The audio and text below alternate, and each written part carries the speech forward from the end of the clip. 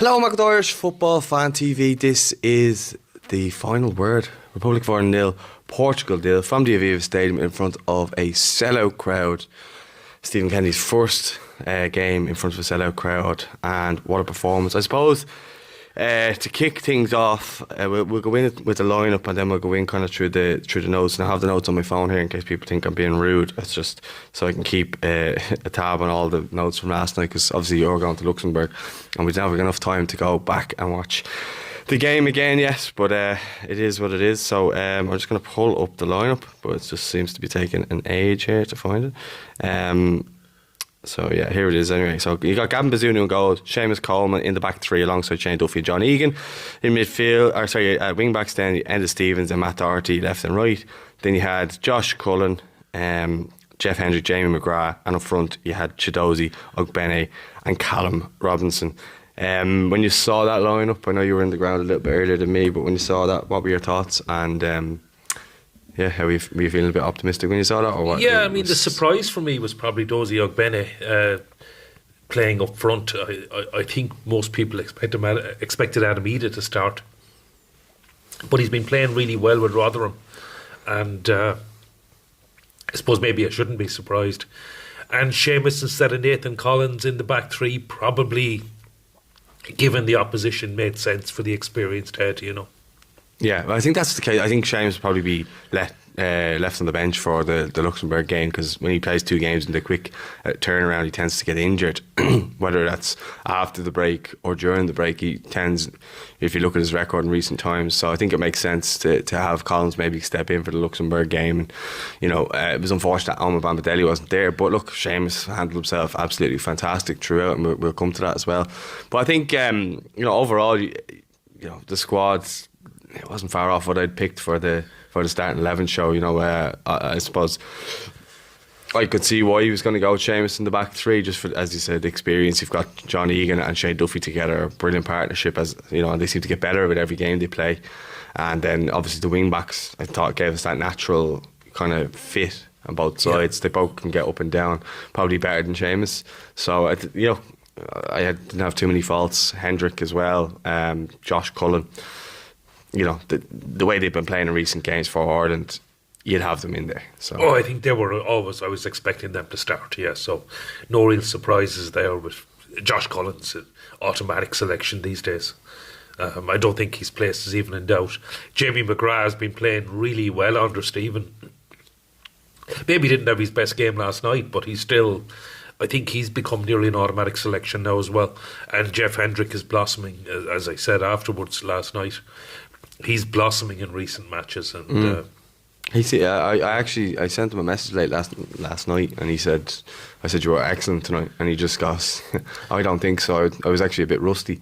I said that's probably. Yeah. Remember, I said to you that's probably why he came off, and I know we'll touch on that. But I just thought when he was getting on the ball, he was doing things. And so, I really thought he played very well, and it was probably he got our man the match, I thought. Yeah, I mean, he ran out of steam, obviously, because, as you said, he hadn't played very much. He hasn't had a Premier League start yet, but I thought he was excellent when he was playing, and he just needs more game time. Yeah, I think Kenny Ball seems to suit him a bit, doesn't it?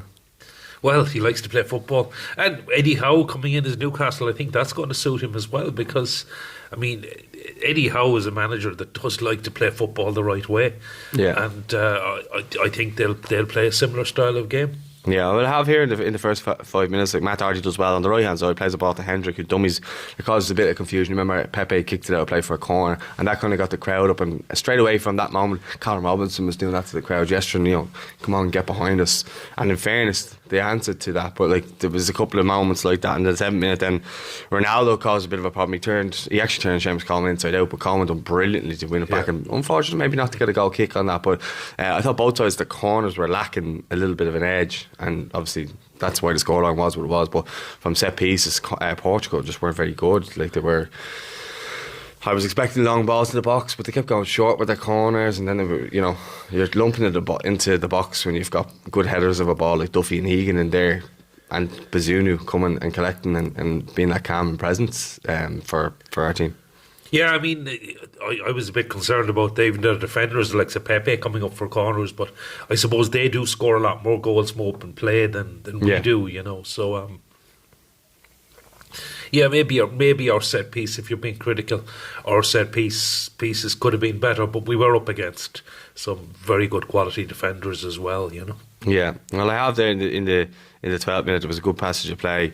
Colin Robin plays in Doherty, but he tried to cut it in, the ball went out for a goal kick. But then I think that, where was it? Then the ball came up. I remember there was a foul given against Ronaldo. Shane Duffy, I think it's the picture where he has him by the neck. Yeah, that's a brilliant photograph. Yeah, it's like Homer Simpson and Bart Simpson. He's joking him. But then Shane Duffy's arguing over the foul to the referee, and while he's doing that, he's out of position because he's up near the halfway line after making the foul, and he's trying to protest to the referee, I didn't do it. And then we nearly get caught in behind because the ball comes over to Andre Silva, and actually Bazunu makes a good save there. I think it was already gone wide, but I think it went out. I think it looked like it was already gone wide. I think it was definitely gone wide, because I had a really good line on that one, but it was a good save, and obviously Gavin Bazunu wasn't as confident that it was going wide, so he. Well, yeah, it was safer to tip it around for a corner. Yeah, so the danger signs were there, like that we can't be switching off even for a second, and that showed at that moment. And I think that's when we kind of went, all right, well, like if the ref's going to give it, we're just going to have to get on with it. And I think that's what Shane did, and he was magnificent after that, and it was his 50th cap. So 16 minute then I have us playing around the back. I remember this one nearly giving us a heart attack. And then the ball then came into from the wide area from Guedes, I think it was, to Ronaldo. Seamus Coleman makes an unbelievable block from Ronaldo, which was it was probably going in. I didn't see the replay, but from where I was, Ronaldo generally doesn't miss from there, and it was a clear shot on goal. But Seamus Coleman, bodies on the line, doing excellent, and he probably had the fire in his belly from the last time. Him and Ronaldo seem to have an ongoing thing. Just, it's on the pitch thing. I'm sure he respects him, fully off the pitch. Seamus is that type of guy. But when you're on and he's rolling around crying for free kicks and stuff like that, because he was getting smashed to pieces by our defence. I remember one, and I'm probably going to come on to it there. It was actually the next bit of play. The 25th minute, it was a counter-attack by Ireland, because Coleman and Doherty go up for the same ball as Ronaldo and compete. And Ronaldo's claiming for a penalty or whatever. The ball comes out, I think it was to Ogbene, and then ended up on the left hand side, and Robinson then cuts in with a kind of like a cross kind of type shot that was saved by Patricio. Saved comfortably enough. I think he probably could have done it better to try and maybe set up Ogbene, but he tended to go out to the wing rather than come in central. I think Ogbene was looking for the ball to be played in between the defence there, because I reckon he would have had Danilo for pace, which he did throughout the rest of the game, and Danilo was constantly fouling him, which was very annoying, as you know. Then that's when Ogbene started to kind of get into the game, I think, because that's a couple of minutes later. Then he gets booked for the foul on Danilo, when he's just really holding the ball up and just using his body, and he gets booked for an elbow in the face on Danilo. Now, I thought it was soft, but we look at what happened with Pepe later on in the game, so at least the ref was consistent on that. He gave him a yellow, but I was weary then at that point, to remember, because he just looked like he was kind of a bit rash going into things then after that, and I was afraid he was going to get a yellow. I said to you just before half time, I said he might go off here, because we just can't afford for him to get another yellow. Not that he was playing bad, but it took him for about half an hour to get into the game, because he wasn't really doing much at all. I think they needed time, because they wouldn't have played together as kind of an attacking. He's not a striker either. Back to goal is totally different to being a winger too. I suppose when we had him in Limerick, he was a winger very much. Yeah. In Rotherham, he's playing very much as an attacking wing back. I actually got to see Rotherham play Sunderland a couple of weeks ago, and he plays as a right wing back, and obviously has more defensive duties as well, whereas we're playing him as much more as a striker. And I mean, he was part of it too, so but wherever he plays, he gives you pace, he gives you power, and I thought he did take some time to come into the game, but I thought he played really well after that. Yeah, but he's coming up against world class players playing in a position that he's not naturally known for doing, and he's obviously in there as that pace in behind, that if we can get Robinson to play him in, he'll generally win that foot race against Pepe and Danilo. He got fouled a lot by Danilo as well. I mean, I remember saying it to you during the game. I was really frustrated that Dozie had picked up a yellow card for probably his only foul, and I think he'd suffered about 4 or 5 fouls before Danilo eventually got a yellow. Yeah, well, I was raging, and obviously you were as well. The two of us were saying during the game, I was like, how has Danilo not been booked? He's fouled him at least 3 times, and that was in the first half. Then You know, in the 33rd minute, then Robinson wins a corner for us and gets the crowd up a little bit. Jamie McGrath hits the ball in and John Egan heads over. Then there was the really ambitious effort from Robinson a minute later where he strikes the ball from, I don't know, he must have thought he was the real CR7, striking the ball from there. But he just, for me, he just looks like he's really enjoying playing under Stephen Kenny in that system. He loves playing down the middle, it seems. He's a lot more involved rather than being that player on the wing cutting in and stuff like that. I just don't think he's good in the wing, and he was put largely out on the right for us in a kind of 4-5-1 generally in the past. That's just never really suited him. But now you look at him, he's light years ahead of that player that we've seen over the years on the Mick and probably the back end of Martin O'Neill as well. Yeah, I mean, I think the last month I'm sure gave him massive confidence as well when he scored all those goals and he played so well as well, and he obviously carried that form into last night. I mean, and he was actually picked as the man of the match, even if we may disagree. Yeah. Well, I think that I put up a tweet last night like saying that thing must be just, you know, you pick someone out of a hat and they win the thing, because it's bizarrely chosen in my opinion by some people. Someone's never played football in their life and they just like someone. That's the way I look at that. This is very, very strange picks. You know, there was far better players than Robinson last night. Although he was good, there was players that were very good in the game. But again, it wasn't a bad performance by Robinson by any stretch of the imagination. So nothing about him. I had then 39th minute. Ogbenny does well down the left hand side and wins a corner for all. Enda Stevens takes. He kind of overhit it. Then Robinson won another corner for us, done well, but it was defended. It came to nothing. 43rd minute, sorry. A really good passage of play by Ireland to play in Portugal's half. Firstly by Ogbenny to Robinson to win a free kick. Then the ball taken to Stevens, ball into the box, headed across by Egan. I remember that. And then it came back out. It was just defended by Portugal. The ball left to Robinson across for Ogbenny, and I remember he headed it over the bar. And that was just before half time. And then half time. At that stage, I thought, and I tweeted this as well, the crowd have been amazing.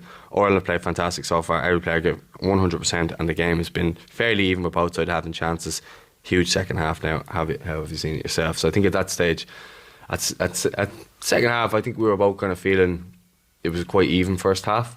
Yeah, it was. I mean, if you look at the stats, Portugal had slightly more possession, they had slightly more attacks, but they didn't dominate us. And I think I mentioned it last night, or I mentioned it in one of the videos, that, I mean, if you go back to maybe our great win over Germany in 2015, we had something like less than 20% possession, or we had backs to the wall, and we got the great goal from Shane Long. But, I mean, last night, okay, we didn't win the game, obviously, but it was a much more even game. We took the game to them. We caused them problems. Sure, we had to defend at times, but we were well worth, certainly well worth going in 0-0 at half time. If you look at the stats, if you look at the play, the way the game went, if you look at the chances, I don't think either side could have argued they deserved to be ahead. Yeah, you know, anything, it would have been 1-1 would have been a fair if both sides has a score. Like, I think that would have been fair. But I think 0-0, neither side were clinical, and I thought we defended better than them in terms of, you know, you mentioned the Coleman block and stuff like that. I just thought we defended better, and obviously they have players like Bruno Fernandes and Cristiano Ronaldo, just to name two, who are world class. We don't have a world class player in our squad at the moment, and that's not a to put down any of our players or anything like that. They know themselves that those players are a good bit ahead of them. I think if you look right around their team, they have world class players. Yeah. You know, I mean, Danilo was he at PSG? You know, they have players from. He's not Porto, no. Porto. One or the other. Yeah. Sorry, anyway. They had world class players all around the pitch. The likes of João Felix coming off the bench. You know. Yeah. I mean, the guys like that would be walking into our team. You know. Andre Silva looked very good to me as well. I told you he was going to be a danger man. Yeah. But Seamus Coleman kept getting the wrong side of him, and he was just. They kept hitting us on the counter, and I was wary of that. But I suppose we came out of the traps from the second half. Ogbenny just runs directly at them, wins a free kick for us. I was a bit disheartened with the free kick, because he kind of got whatever way he did it short. It came out short out to the right. Yes, Hendrick. It was a decent enough ball, but no one went and attacked it. This seems to be the usual case when we do those kind of set piece, kind of the ones that look like they've been worked on. We don't seem to really be able to make them come to fruition, so to speak. But it showed positivity that we went direct at them, and Ogbene showing no fear to just, that seems to be his game. You've seen him a lot more than me because, with Limerick and stuff like that, he just seems very direct. Oh, he is. I mean, he is, especially in full flight when he's got pace, he's got power, he can score goals as well. I mean, look, we loved him at Limerick. He was fantastic. Now, he got transferred to Brentford and now he's playing at Rotherham. And I think he's actually capable of playing at a higher level. Now, no disrespect to Rotherham. When I saw them, they won 5-1. They were really, really impressive. And they're right up there in the battle to get promotion to the Championship. But they're probably one of these clubs that are top 6 League One, bottom 6 Championship. I don't think there's any chance we'd be seeing Rotherham anywhere near the Premier League anytime soon. Yeah, but if he keeps impressing for Ireland, there's a good chance he could get a transfer out of that as well. Yeah, absolutely. And I mean, because he is... he's got so many qualities, and I'm delighted to see. He's also a really, really lovely guy, and I'm delighted to see him get his chance and do so well. Yeah, well, he was heavily involved there because they even have the next chance. Ogbene was fouled by Danilo in a decent position. Danilo seems to be getting away with everything so far. The ball was knocked in by McGrath, but given away for a foul by Johnny Egan. I think he was pushing the back. 54th minute then, that was when Nunes was playing the ball around his own box and slips, and Robinson and Ogbene both pressed in together. The ball came to Ogbene in the end, and he maybe should have given it to Robinson. I haven't watched it back on the replay, but he gave it to Josh Cullen. He hits kind of tame effort, and the keeper makes a comfortable save. But you thinking that was probably the chance? Yeah, even if Josh Cullen just put his boot, I kind of felt he just needed to put his boot through it. I mean, it was pretty accurate. It was down low enough into the Patricio's bottom left-hand corner, but as you say, it was an easy save for him. I mean, I just think, I don't know, but that was. You'd wonder even if you had your first choice player, who would be the Irish player that you think you'd want on the edge of the box for hitting that? You know what I mean? Matt Holland maybe. Yeah, Conor Horan is a nice shot. Yeah, I mean, but it was on the right side. Yeah, but I know what you mean. Yeah, I suppose. But look, it is what it is. Then we have in the 55th minute, Andre Silva was fouled by Coleman just outside our box, and that was a dangerous opportunity because that's where Ronaldo territory generally is, the free kick territory. Now I think Shane Duffy took one in the face for that one. I was and he was down for a while. Then I think there was a couple of subs then made around that time. Yeah, Jamie. Actually, it was just at that actual moment. He was Guedes and Nunes looking came for a penalty as well. Ronaldo. He's always looking. No, I think it did come off. It hit Shane Duffy in the face and maybe hit his arm then, but there was absolutely no way there was a penalty. But he'll always claim for that. Then you have it was Guedes and Nunes come off. Moutinho and Leao came on for Portugal. It's funny because Leao obviously came off later in the game. Then a couple of minutes later, Jamie McGrath comes off for Adamida. I think he was just probably at that injury that he had, and maybe that was the reason just why he came off, because he didn't play badly at all. I even had a tweet out during the game saying I just love watching him play football. Just looks so calm, so comfortable at that level. And it won't be long before we see him getting a move. I think he's linked with Birmingham at the moment, funny enough. So I'd say he's probably going to be on the move in January. Yeah, he nearly got a move in, I think it was Middlesbrough. He nearly got a move. Yeah, and Watford he was linked with as well. So I mean, certainly he's too good for with all due respect to St Mirren. It's he needs to be playing. If he's going to be playing in Scotland, it's got to be one of the big two, or else playing at least in Championship level. Yeah, no, but I think he'll be getting a move to the Championship. Then I actually have the attendance there was 50,737. Yeah, and I mean it was a full house effectively. I think the actual capacity is 51,000 something, but it was totally sold out, and the crowd was absolutely fantastic. There was the atmosphere. You were saying, I meant to pick you up on it even earlier on. You were saying kind of the crowd got going after the first challenge after about 5 minutes. I even felt I was over very early. I was there probably 3 hours before kickoff, and even then there was a big crowd around. It was hard to get parking. There was people there. The atmosphere was building, and I think right from even well before kickoff, you could tell it was going to be.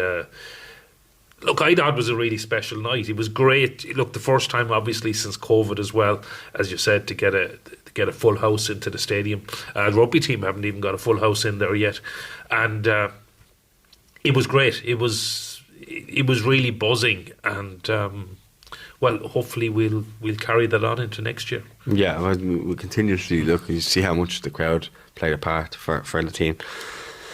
Then in the 68th minute, Ronaldo narrowly heads wide. That was my heart was in my mouth at that moment because the way it bounced up, it looked like it was in. I thought it was in. It looked, and it was close as well. I've watched that back on the TV, and that was probably the closest I thought they came to scoring. And then a pitch of it came straight on just after, and he just sidestepped him. I thought that was quite good.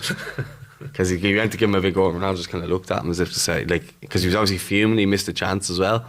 But then he was just like, no, you're disrupting the game here as well. But, you know, you can't really blame the kids for running on the pitch to try and meet him, because the likelihood you'll never meet him in your life. So. Well, we had the girl at the end that came on as well. We'll come to that. I thought that was good, yeah. Right. Then the 70th minute, Ogbeni outruns Danilo, and finally he's booked at that stage. It was a good free kick in a good area on the right hand side. Then Jeff Hendrick takes the free kick, comes out Matt Doherty's head, cleared away. 72nd minute, Pepe handballs the ref. The ref tried to give advantage, but none. Booked Pepe, and then Joe Felix and Renato Sanchez came on for Portugal. Then we. So for Andre Silva and for Bruno Fernandes, they both went off in the 75th minute. Great play on the right hand side of the 76th minute. Excellent hold up by Adam Ede. He gives out right, came to Ogbeni. He ran into the box, and that's a chance for Enda Stevens. If that's on his left peg, yeah, you'd think that would be. He has a decent strike on him. Do you know what I mean? So I think he would at least connected better with it. And popping up in the centre forward position as well from left wing back was some it's like something on FIFA, because you can do this thing where, and I know some of our younger viewers will know this, where you can just put up a thing and you can go ultra attacking, and next minute you have your centre half and centre forward, and that is like what it's like with Ireland. At one stage Shane Duffy did go up like that as well, and he obviously did it against Qatar, and I just think it's mad. And Johnny Egan away from home to set up, I think it was Aaron Connolly for a chance that he missed. He probably should have had a penalty because he got bundled from behind. But yeah, like there seems to be a logic behind the way we play. It's not just aimlessly going forward. It's picking the right moments to go forward. And obviously, when Adam Ede held up the ball, I thought he'd done well when he came on, by the way. Held up the ball, pushed it out right, and then we just started kind of getting up the pitch, and that's what we've always needed. I think under previous managers, we'd always be hanging on, and then trying to just leave our centre forward up top, try to get him the ball against 4 defenders, and then push up when he tries to win the ball. Do you know what I mean? And he might win the ball 1 out of 5 times that goes up, and then we're trying to push up and try and win a foul or chase down lost causes like Shane Long. I think you said it the other day on the preview. It's good to see us. We have a bit more. Well, as Stephen said before, we're tactically flexible. And we do different things throughout the game, and his in-game management is quite good. I think other people don't think it is, but I think it's quite good in the way he does that. You see players bombing on forward and picking the right moments to do so, as we've mentioned there, John Egan and Duffy just being 2 prime examples. I wonder actually, Sheffield United had a tactic that they more under Chris Wilder now, but the overlapping centre back, and John Egan possibly could have been that. Now I know Enda Stevens probably playing wing back more often, but maybe Stephen has taken that from Sheffield United. Maybe I'm giving Sheffield United too much credit on that, but it was something that worked for them when they were in the Premier League. And you'd never know, because he's over watching them, you know, so you would never know, and he might have spoken to Chris Wilder about that. You never know. But have anyway, in the 77th minute double sub for Ireland, Enda Stevens came off after that, he came off, and so did Jeff Hendrick for James McLean and Conor Howard. And that stage, then Ronaldo just hit that curling effort just past the post. So we were still very much in the game, but Ronaldo was getting chances. We spoke there about the header, and then that one just narrowly wide. Then we have the 81st minute. Then this is where Pepe gets the second booking, because Callum Robinson just chased down a lost cause, and he got to get a little elbow like Ogbeni did on Danilo. In fairness to the ref, he gave him a yellow card for it and stayed consistent, which other refs probably wouldn't have. He sent off Pepe, he was fuming. Then Leao, who just came on not long before that, he got whipped off. Jose Font comes on. And so they're down to 10 men at that stage. Although they just kind of shut up shop at that stage. They seemed just happy enough. I think they might have had a few counter attacks, but nothing major. And I think we kind of found it hard to break them down because I don't really have anything under there after that. Like I had the 90th minute, we had 5 minutes added time, and that's when Ogbene came off for Will Keane. And then obviously Will Keane plays a big part in the ball going into the net, which wasn't given for the foul. When goalkeepers will say that's a foul, outfield players will say that's not a foul. Well, if it was Will Keane challenging a centre back, I don't think the ref would have given a foul.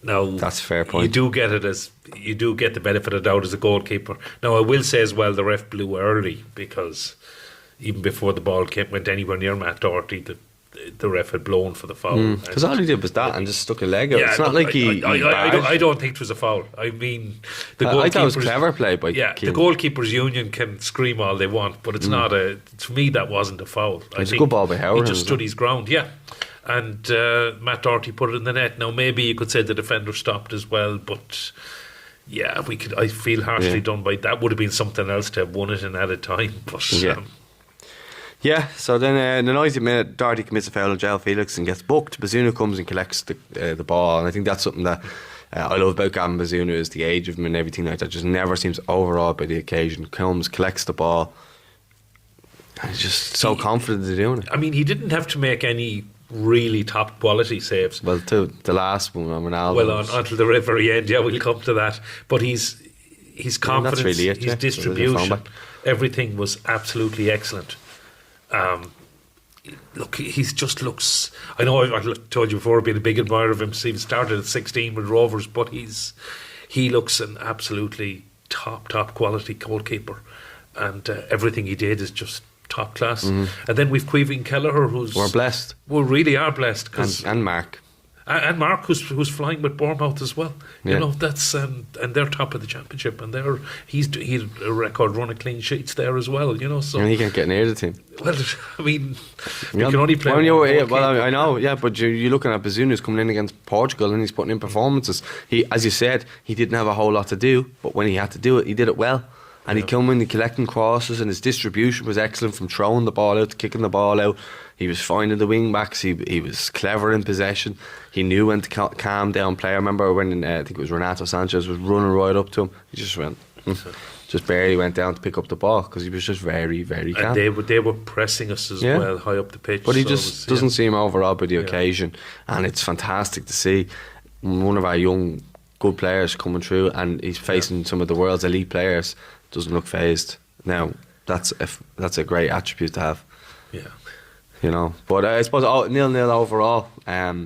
We'll finish up this in the next couple of minutes. So, what were you overall thoughts? I know we did the after-match reaction, but kind of on reflection now, I know Liam Brady was quite negative on RTE, and everybody was going mad about that online. I haven't watched the full thing yet, but I'm sure it'll come up again, and we'll discuss it. But unfortunately, we were actually meant to have a chat with Liam today, but that wasn't meant to be the case. But yeah, I think there's still negativity about the team, and I don't get it. I was delighted with the performance last night, and I was delighted with the result. I thought it was a fair result. Now, I will caveat a couple of things. Portugal only needed a point, so a win or a draw was the same to them, because they now need a point at home to Serbia to qualify for the World Cup. But they also needed a win last night for another reason, and it could be very, very significant for them.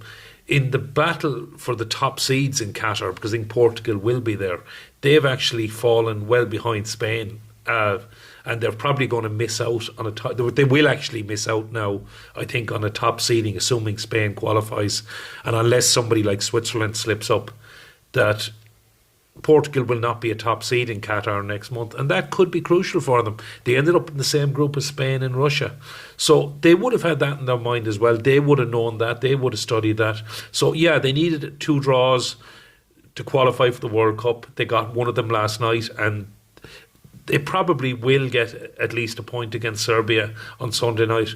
But they needed a win for the seeding for the World Cup, and they would have had an eye on that, and I think we deserve to hold them, and we needed a draw, of course, to still have a chance at third place, and hopefully we will get that. We'll go and win on Sunday and get third place, even if that doesn't mean anything for seeding or anything like that. Yeah, but I think, Gary, like I said to you before the game, if we put in a performance and we didn't lose, I'd be happy.